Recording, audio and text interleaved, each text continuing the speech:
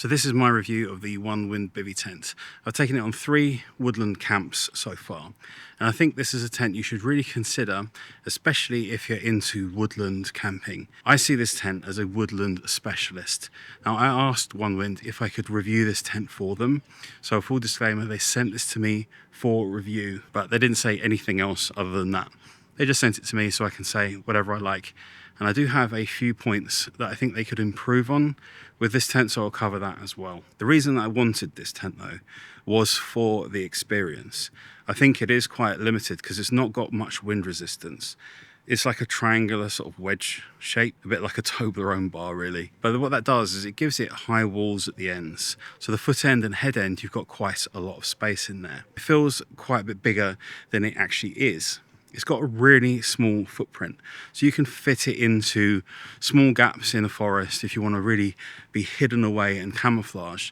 And speaking of camouflage, the camouflage in this tent, because it's that olive drab colour, blends in so well, it's very hard to see. And whilst it doesn't have a camouflage pattern, which I personally wouldn't like, it's got a very good natural camouflage colour. To me, where this tent excels though, is that feeling when you're sat inside it, you can open up the whole of the front of it. Most tents can't do that. Of course you can do that in tarps, but it's extremely easy to do this anywhere with this setup. And because it's got that built-in bug net on the front of it, you can easily zip everything up and still see out properly. And you've got that incredible awning. So that's gonna give you that experience. One experience I loved in one of the camps that I got was that it was raining. You had that awning set out and I was able to look out into the forest with the rain sort of drizzling down on top of the tent. It was the absolute perfect experience that you want when you're doing woodland camping. So to set it up, you peg out the 4 corners like you would on a normal tent. So you are going to need trekking poles to do that sort of properly the way it's designed to. They don't come with the tent, of course, but you can just use sticks at the end that you find in the forest. You could attach it to a tree, anything like that as well would work. The guy lines are fairly long. You could obviously modify that if you want to, but you could pitch it a number of different ways. You don't actually have to have trekking poles.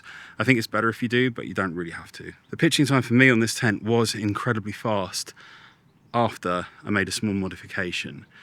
One of the problems that I had with pitching it was very hard to distinguish which sort of bungee section was the corner and which was just like a loop for the door. Now, I'll tell you how I corrected that in a moment because it was extremely easy to fix. But one thing I would say to all tent manufacturers, if any of them ever watch this, is that you need to pitch the tent in low light. Give it to a member of staff who isn't familiar with it and get them to pitch it in really, really low light conditions for the first time. And you find out where those bottlenecks are in the pitching system. So for me, what happened was I pitched it in the garden at home and that was no problem. But when I went to camp the first time in the forest, it was pretty dark and I was sort of faffing around trying to get the right holes for the pegs for the bottom of the tent and I didn't quite manage that very well. It was a bit of a mess. So what I did is it comes with orange guy lines. The fix was I just cut a couple of inches off 4 of the guy lines and I just tied them on to the 4 corners of the base, and because they're orange and slightly reflective, it's then really easy to find exactly where your 4 corners are.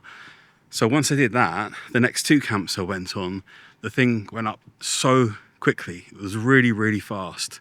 But please, tent manufacturers, try pitching these things in low light. You'll see what I mean. It's harder. So this shape that you get with this tent, as I said, it's higher at the ends and you get more space for your head along the whole of the tent. You can sit up straight at the sort of head end of it, but it slants down. So it is one way only, really. I mean, you could probably get away with it the other way, but it would be a little bit difficult, I think.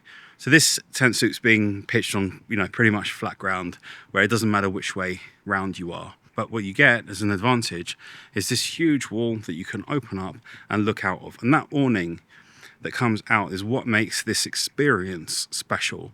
It's just a massive window out into the open. So you could, on calm days and things, if you were pitched next to a river or something, the experience is what this tent is all about. Absolutely about the experience. This is not the best tent for bad weather conditions. It's not particularly great for that. Mostly because it's too small, it's going to catch too much wind.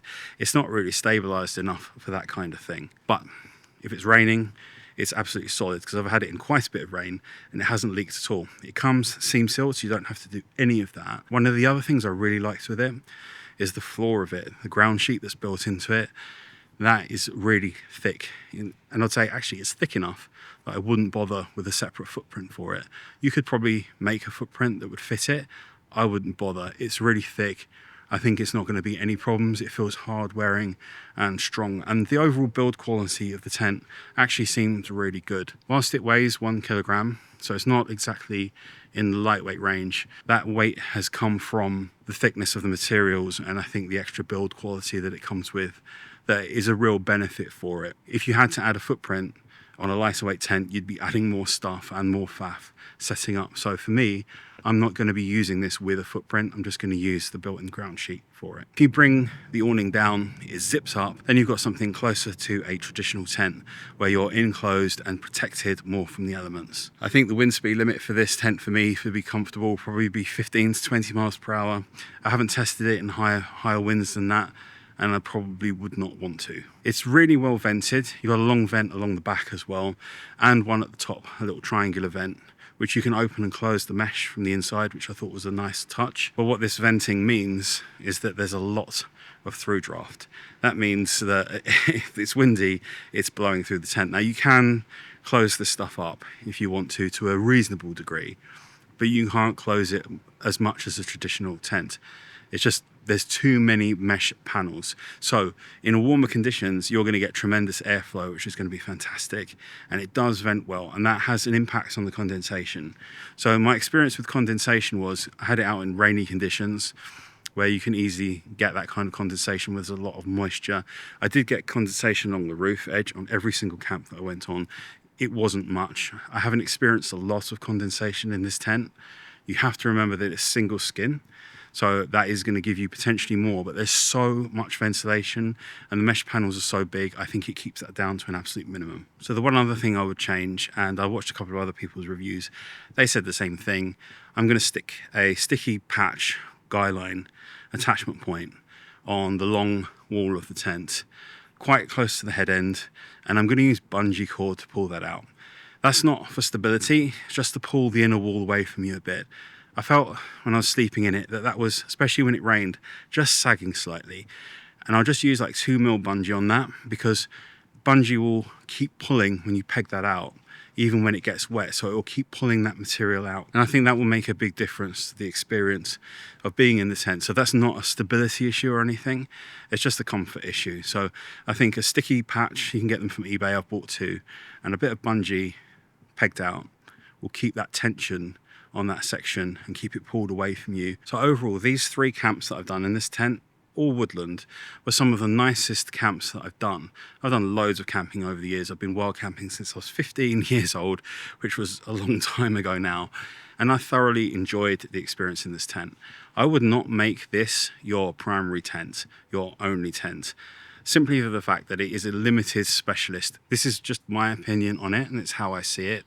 I think this is a good additional tent for when you want to do forest camping. But if forest camping for you is the main thing that you do, you're probably going to really enjoy this tent and get a lot out of it. For being in the forest, I would use this for 4 seasons. Simply for the fact I can close it down. There's usually not so much wind in the forest, especially if it's windy outside. The trees are going to kill a lot of that off, and you're going to have a really nice time in this. So links will be down below in the description for this tent if you want to check it out. Go and have a look. I really like it. I'm going to keep using it. It's going to be part of my collection, especially for when I want to do forest stuff. Anyway, hope you enjoyed that. I'll see you guys in the next video. Take care. Bye-bye.